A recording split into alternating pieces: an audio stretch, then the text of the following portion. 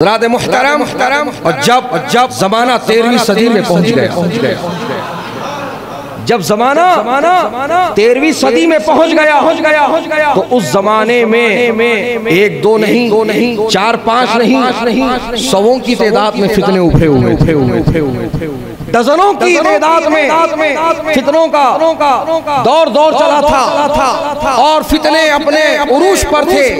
اور وہ فتنے کیا تھے، وہ فتنے کیسے تھے، وہ فتنے کس طرح کے تھے، اور وہ باطل طاقتیں کس طرح کے فتنوں کو پیدا کر رہے تھے اور لوگوں کے ایمان و عقیدے کو کیسے لوٹنے کی کوشش کر رہے تھے۔ حضرات محترم، اختصار کے ساتھ میں آپ کو بتاؤں کہ جب اسی سرزمین پر ایسٹ انڈیا کمپنی نے یہاں سلطنت حاصل کی اور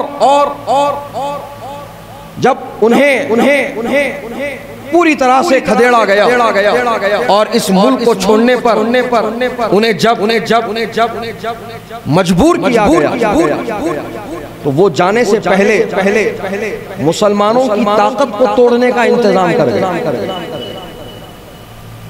کیونکہ انہیں یہ خبر بہت پہلے مل چکی تھی، یہ بات ان کو بہت پہلے سے پتا تھی کہ مسلمان جب تک متحد رہے ہیں دنیا میں انقلاب آیا۔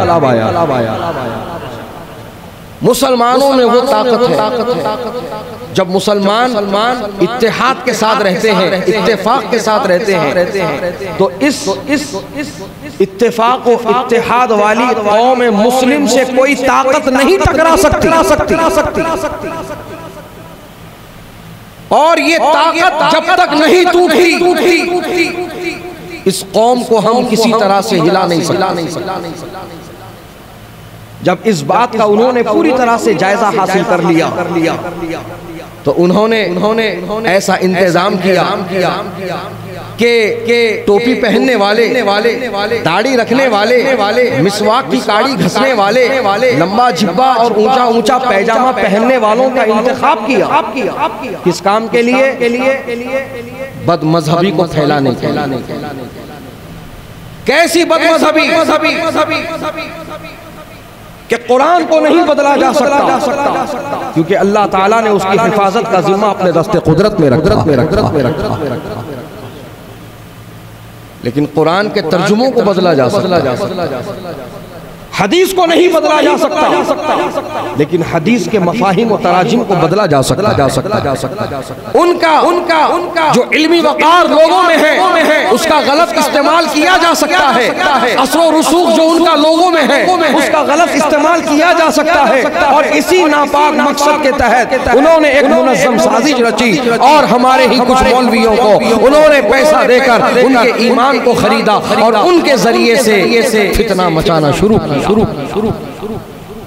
نئی کتابیں، نئی حدیثیں، نئی جو ہے باتیں عوام الناس کے سامنے آنے لگے۔ وہ کیا کہ کوئی کہتا ہے یا رسول اللہ نہ کہو، صرف یا اللہ کہو،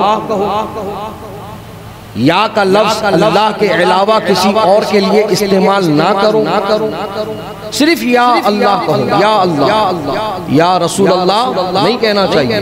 ایسا کہنے سے شرک ہوگا، یہ تعلیم دی جا رہی ہے۔ کوئی کہہ رہا تھا نبی مر کر مٹی میں مل چکے، کہہ دو معاذ اللہ، ان کا وجود ختم ہو چکا، اب تو ان کی ہڈیاں بھی گل سڑ گئی ہوں گی، معاذ اللہ، استغفر اللہ، نقل کفر نباشر۔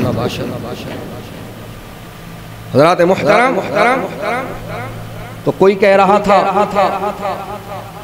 جس کا نام محمد یا علی ہے وہ کسی چیز کا مختار نہیں، اللہ کے نزدیک، اللہ کے سامنے کوئی مخلوق ہو چمار سے زیادہ ذلیل ہے۔ اس میں نبی بھی آگئے، رسول بھی آگئے، شہید بھی آگئے، صدیق بھی آگئے، ولی بھی آگئے، غوث بھی آگئے، قطب بھی آگئے، سب آگئے۔ چمار سے زیادہ، یعنی چمار کو تو بھی کچھ عزت حاصل ہے.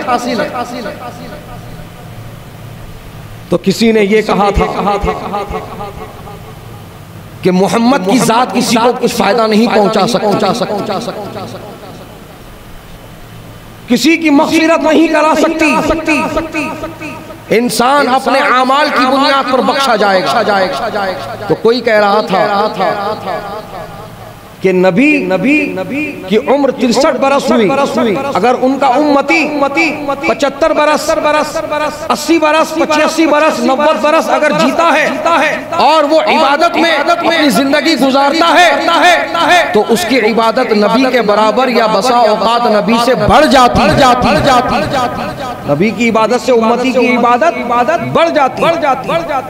حضرات محترم، جب چاروں طرف سے دین پر حملے ہونے لگے، ایمان عقیدے کو شرک اور کفر کے نام پر لوٹا جانے لگا، جب سارے لوگ اپنے لیے رہنما تلاش رہے ہیں، بعض جماعت وہ ہے جو اللہ کی بارگاہ میں گڑ گڑا کر اپنے لیے رہنما مانگ رہی ہے، تو کوئی جماعت رسول پاک کی جالیوں کے سامنے اپنے لیے جو ہے سہارا مانگ رہی ہے، تو کوئی جماعت بغداد کی سرزمین پر خواجہ غریب نواز کی بارگاہ میں اور اللہ والوں کی بارگاہوں میں پہنچ کر اپنے لیے جو ہے ہمدرد اور رہنما کی دعائیں مانگ رہی ہے. جب اللہ تعالیٰ کی مشیت کو جلال آ گیا، جب اللہ تعالیٰ نے ان تمام مظلوم مسلمانوں کی دعاؤں کو جب قبول فرما لیا، تو اللہ پاک نے بریلی کی سرزمین پر احمد رضا کی ذات کو پیدا فرمایا.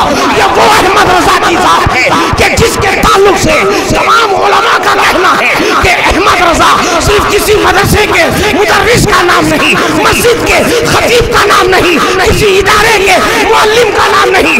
احمد رضا کی ذات وہ ذات ہے کہ آپ غور کرو گے تو پتا چلے گا کہ اللہ کی نشانیوں میں سے ایک نشانی امام احمد رضا ہے.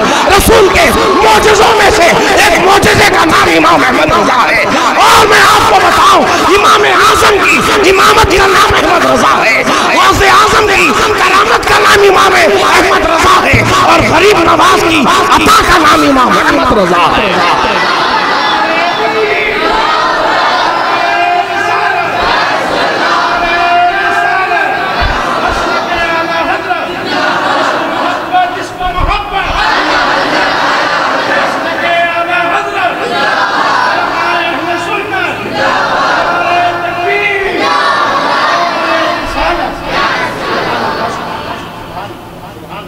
حضرات محترم،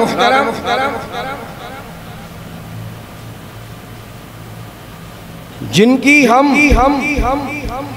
بارگاہ میں خراج تحسین پیش کرنے کے لیے اس مسجد میں جمع آئے ہیں، اس ذات بابرکت نے دنیا کو کیا پیغام دیا.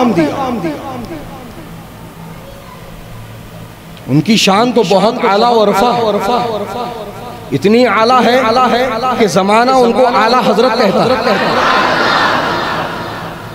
کیا کہتا ہے؟ اعلیٰ حضرت. حضرت سیدنا وارث پاک رضی اللہ تعالی عنہ نے اس لقب سے آپ کو ملقب کیا.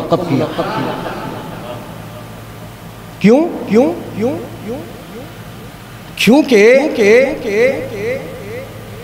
جو آپ کے زمانے میں بڑے بڑے فتنے اور مسائل اٹھے تھے، جب دوسرے علماء اس کا جواب نہ دے پائے اور اس کا خاطر خواہ نتیجہ نہیں نکلا، اور وہی مسئلہ گھومتا جب اعلیٰ حضرت کی بارگاہ میں پہنچا تو اعلیٰ حضرت نے قرآن و حدیث کی دلائل کے انبار لگا دیے کہ ان کا میں مزاج بتاؤں آپ کو کہ وہ کتنی متحقق بات کیا کرتے تھے. علل ٹپو نہیں، ہماری طبیعت میں آیا، ہماری مرضی میں آیا، ہم نے لکھ دیا، آگے کا نتیجہ آگے دیکھا جائے گا. نہیں، بلکہ میں آپ کو بتاؤں آپ کا علم اتنا محتاط تھا کہ علماء تحریر ہمارے لیے سند ہے،